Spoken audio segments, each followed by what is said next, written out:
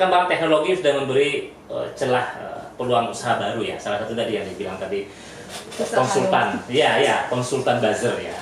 Sekali lagi saya katakan prinsip bisnis adalah siapa yang punya uang, misalnya strateginya membangun isu yang negatif, lalu dibully, diserang dengan buzzer.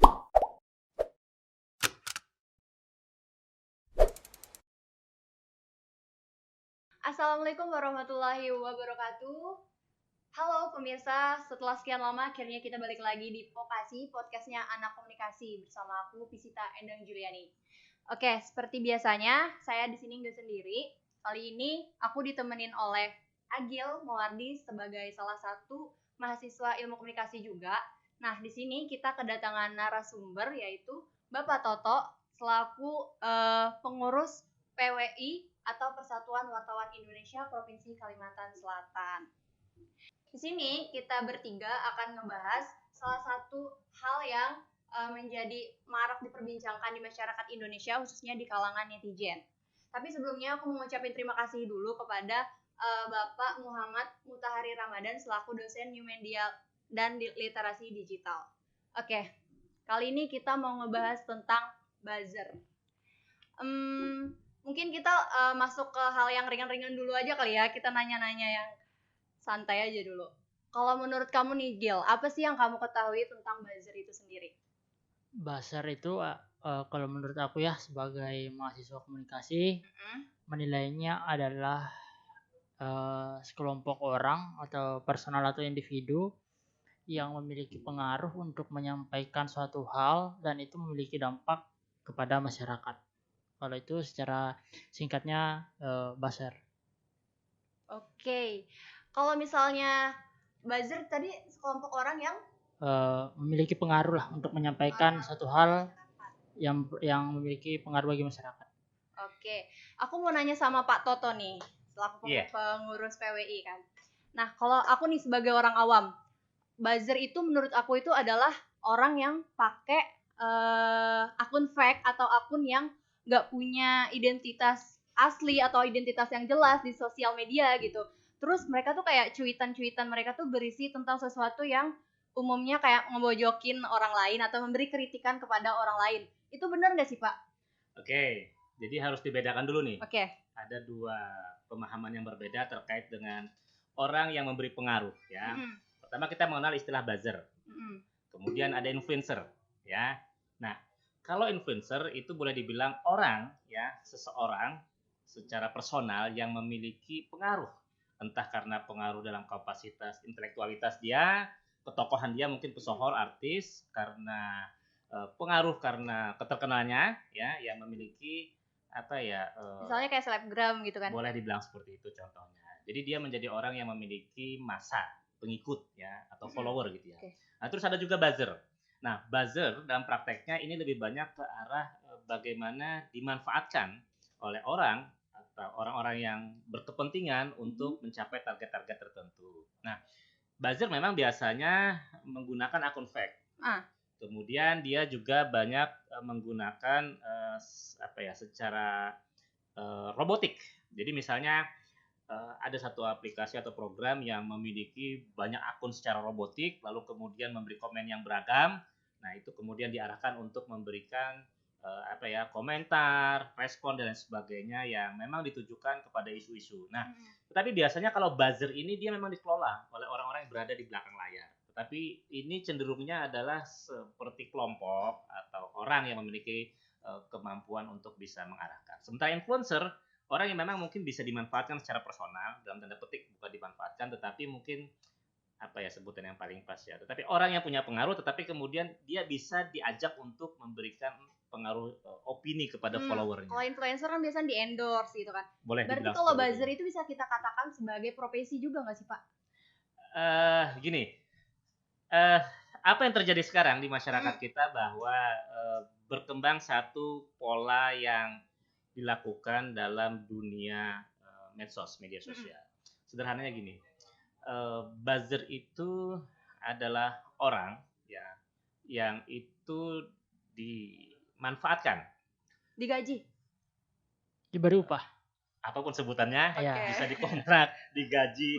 Pengelolanya bisa satu orang. Misalnya, saya adalah orang yang menguasai sistem IT. Lalu saya bisa membuat satu aplikasi dengan sistem robotik, membuat 1.000 akun fake ya, buzzer. Lalu kemudian saya dikontrak ya untuk tolong dong ketika ada isu-isu ini yang komen-komennya negatif, coba beri komen yang tandingan yang kita melawan opini negatif itu untuk menunjukkan sesuatu yang positif. Nah, ini yang banyak juga yang dilakukan. Tidak hanya orang per orang, kelompok, tapi juga bahkan negara.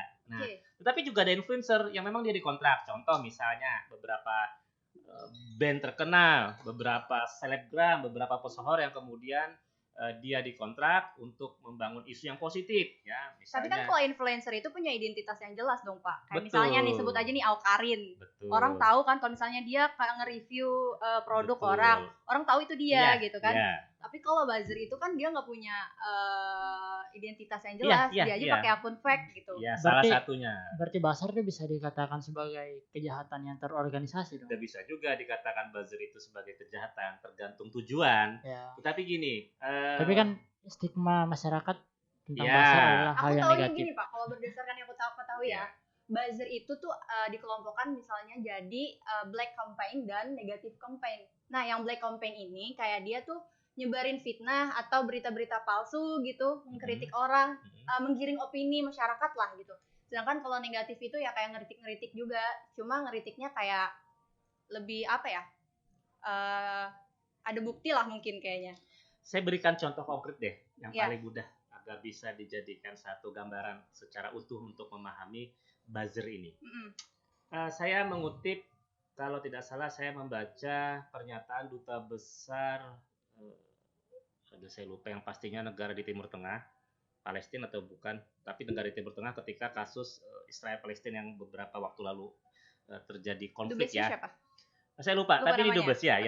Dia mengatakan bahwa berdasarkan pengamatan dia ketika kasus konflik ini mencuat, muncul satu opini yang digiring ya untuk mengatakan bahwa konflik yang terjadi antara Palestina dengan Israel ketika itu adalah konflik yang berlatar belakang perebutan kekuasaan. Pesan daerah. Ya, ini bukan konflik yang melibatkan agama, karena ada gelombang dukungan moral yang mengaitkan ini dengan agama. Betul. Nah, lalu kemudian pengamatan dia sekitar setahun 2 tahun yang sebelumnya ini sangat jarang muncul.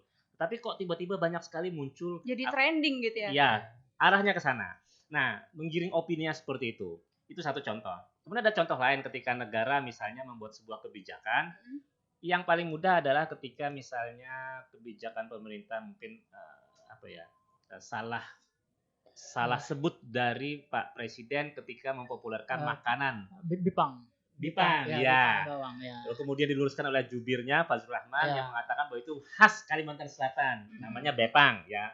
Padahal jauh banget bipang dan bepang gitu ya. Maknanya juga beda. Lalu kemudian muncul opini yang mencuat di publik melalui netizennya itu dengan beragam akun yang nggak jelas, lalu mengatakan bahwa kok itu aja dipersoalkan dan segala macam. Nah, gambaran ini membuat kita bisa memahami bahwa buzzer, siapa yang di belakangnya, siapa yang mengelola, dia memang digunakan untuk menggiring opini. Berarti sebagai counter opini. Berarti kalau yang aku tangkap nih, berarti buzzer itu cara kerjanya menyerang untuk bertahan dong? Tergantung. Misalnya ada opini. Oke, misal contoh ya, tadi saya katakan ketika misalnya. Karena kan dia menciptakan isu baru untuk meredam isu. Iya, bentuk counter tandingan, opini tandingan. Ya. Jadi misalnya ada opini yang mencuat di masyarakat ketika banyak, contoh sederhananya gini. KPK ya, sekarang mendapat sorotan karena ada pegawai KPK yang diberhentikan karena tidak lulus tes TWK. Ya. Ketika muncul opini bahwa ada upaya menggembosi KPK dari dalam dan segala macam, lalu kemudian wacana yang mencuat bahwa terjadi sebuah upaya struktur sistematis, bagaimana kemudian peran KPK untuk memberangus korupsi ini dilemahkan. Nah, lalu kemudian ada muncul tandingan opini yang menyebutkan bahwa tes kebangsaan itu kan penting untuk menunjukkan bagaimana tingkat pengetahuan kebangsaan dan segala macam. Kemudian muncul dari tes kebangsaan itu kemudian ada isu baru soal Pancasila versus agama gitu, yang ramai saat ini. Pilih Pancasila atau Al-Quran. Itu kan bagian dari TWK juga kemarin yang dibahas oleh ini, yang mengatakan bahwasanya Pancasila itu nggak bisa dikait-kaitkan dengan agama. Sampai akhirnya dikaitkan bahwasanya Al-Quran lebih penting dari Pancasila apa segala macam, sampai dibahas di Mata Najwa. Itu kan bentuk daripada penggiringan opini juga kalau menurut aku. Ya, itu kan strategi saja ya, bagaimana Ya. buzzer itu menggiring opini, membelokkan opini, mematahkan opini, mengcounter opini yang sifatnya kemudian dia sesuai dengan dalam tanda petik pesanan. Ya. Siapa yang kemudian memesan buzzer ini untuk kemudian menggiring? Nah, itu Giring tadi. opini. Berarti mereka giring opini yang kebenarannya belum tentu valid gitu. Ya itu tadi sesuai dengan kepentingan. Bisa Sesuai mau dengan mematahkan, bisa mau menggiring, bisa mau membelokkan seperti yang saya katakan tadi. Ketika misalnya Presiden Keseleo menyebut Bipang dengan Ya. Bepang, lalu kemudian opini masyarakat menyebut bahwa Bipang. Presiden tidak memahami ini, ya kan? Lalu kemudian secara opini tandingan muncul, lalu kemudian bahwa ini adalah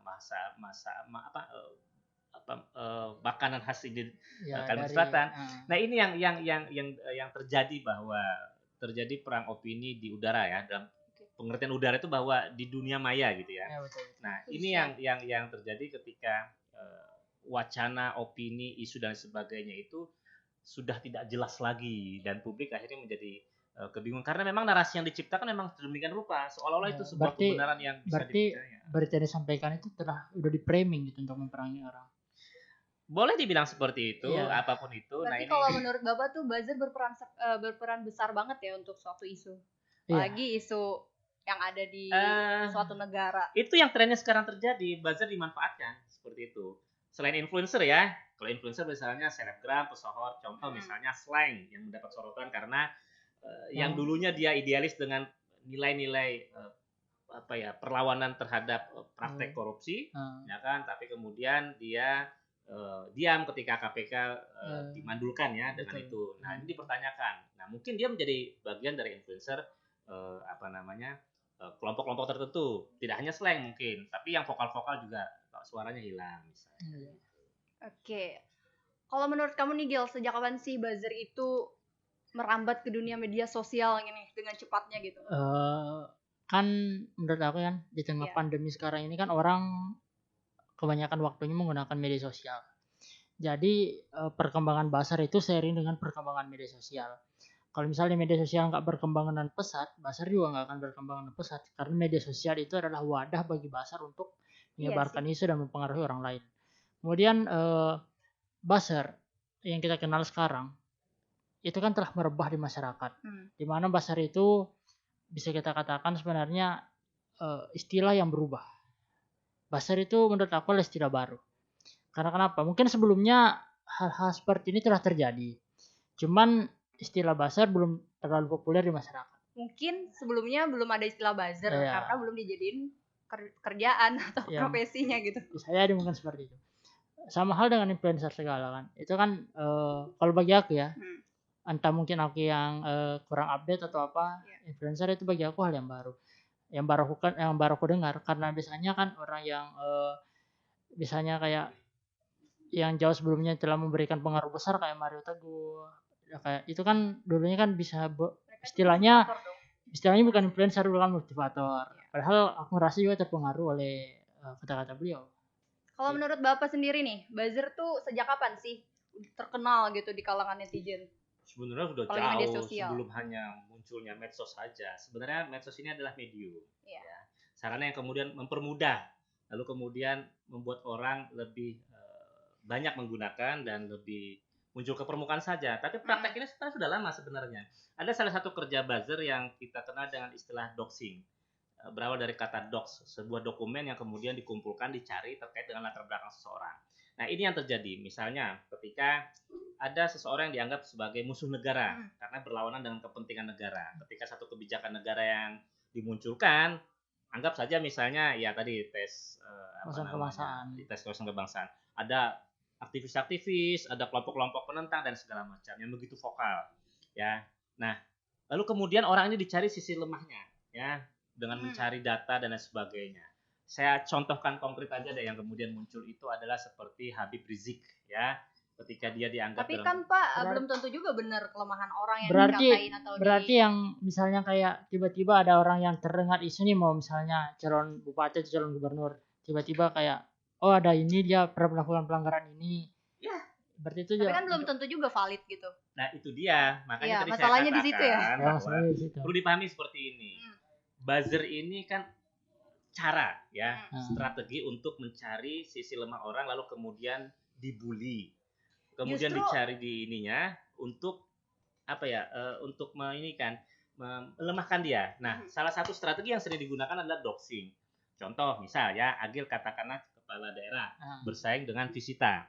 Ya. Kemudian kedua-duanya mencalon sebagai wali kota Banjarmasin. Nah, Agil menilai bahwa sisi lemah si Visita sebagai seorang perempuan, ya kan. Nah, kemudian ini menjadi salah satu isu yang bisa diangkat. Ya, misalnya dengan latar belakang dia diambil dari banyak data-data rahasia dia, bahkan dengan membobol informasi pribadi yang sifatnya sangat rahasia dan sebagainya, lalu kemudian dimunculkan dengan isu-isu yang negatif, lalu diserang dengan banyak orang, lalu kemudian sentimen yang muncul di publik adalah sentimen negatif dengan harapan opini publik akan terbentuk, maka lebih banyak memilih ke Agil. Nah, ini yang saya katakan adalah salah satu strategi doxing, mencari sisi secara personalnya. Itu salah satu strategi yang digunakan oleh menyerang pribadi. Ya, itu salah satu yang bisa dilakukan dan sering dilakukan oleh buzzer itu tadi. Nah, jadi yang perlu dipahami tadi bahwa buzzer influencer ya adalah dua hal yang berbeda tetapi memiliki satu tujuan yang sama. Biasanya tergantung misalnya tujuan pemakai atau pemesan atau klien, sebut saja seperti itu. Nah Pak, aku kalau nge-scroll Instagram, nge-scroll YouTube yang tentang buzzer gitu, aku lihat di kolom komentar banyak netizen Indonesia yang kayak mencela mereka gitu. Mereka tuh dianggap jadi kayak tukang adu domba, terus tukang memecah persatuan gitu. Bahkan mereka bilang kalau misalnya Tuhan buzzer itu adalah uang gitu. Nah, berarti artinya buzzer itu punya pengaruh yang gak baik dong buat masyarakat. Gimana tuh tanggapan Bapak? Sederhananya gini, perkembangan teknologi sudah memberi celah peluang usaha baru ya. Salah satu tadi yang dibilang tadi konsultan, konsultan buzzer ya, yang menerima paket misalnya dia mau mendoxing seseorang, dia mau menggolkan target sesuatu, atau dia punya kepentingan politik tertentu misalnya. Ya seperti saya contohkan tadi, misalnya Agil calon wali kota Banjarmasin, Visita calon wali kota Banjarmasin, dua-duanya beradu program, tetapi harus ada dong mencari cara untuk menjatuhkan. Betul. Tadi bisa dengan black campaign, negative campaign. Strateginya apa ya? Menggunakan buzzer tadi, mencari sisi-sisi dari Visita misalnya yang itu di mata publik tidak sesuai dengan prinsip-prinsip moralitas, prinsip-prinsip apa misalnya. Hal-hal yang dulu pernah menjadi cerita masa lalu 10 tahun, 15 tahun dulu misalnya masa remaja SMP. Iya. Nah, lalu kemudian akan diberi narasi. Apakah kita akan memilih calon wali kota yang dulu punya cerita bla bla bla. Nah, itu salah satu bentuk bagaimana kemudian buzzer menjadi salah satu dimanfaatkan gitu ya. Nah, lalu kemudian muncul narasi-narasi yang lalu kemudian dibuat sedemikian rupa lalu seolah-olah publik meyakini kebenarannya. Nah, kembali lagi dalam dunia seperti ini kita nggak bisa lagi membedakan hitam putih, salah benar. Yang salah itu terasa benar, yang benar pun terasa salah. Tergantung bagaimana kita bisa mengemasnya. Nah, yang sekarang itu berpulang kepada masyarakat sebagai penikmat konsumsi itu tadi, informasi itu tadi. Mungkin hal ini juga terjadi ketika Pilpres kemarin, ketika dekat-dekat pemilu kan Prabowo dianggap sebagai pelanggar HAM, isu 1998 kembali diangkat. Langsung trending kembali. Itu kan bisa kita katakan sebagai bentuk kerja buzzer. Sebenarnya buzzer itu bekerja untuk orang-orang yang memiliki pengaruh, orang-orang yang memiliki nama dan orang-orang yang tentunya memiliki uang. Khususnya yang ngegaji mereka dong, yang membayar. Gini, sekali lagi saya katakan prinsip bisnis adalah siapa yang punya uang, prinsipnya dia mau personal, mau institusi kelembagaan, kenegaraan, pemerintah ataupun bahkan bisnis, gitu kan. Lalu kemudian dia punya kepentingan. Nah, misalnya katakanlah saya pebisnis, ya kan, saya ingin menjatuhkan lawan bisnis saya yang bikin produk yang sejenis dengan saya.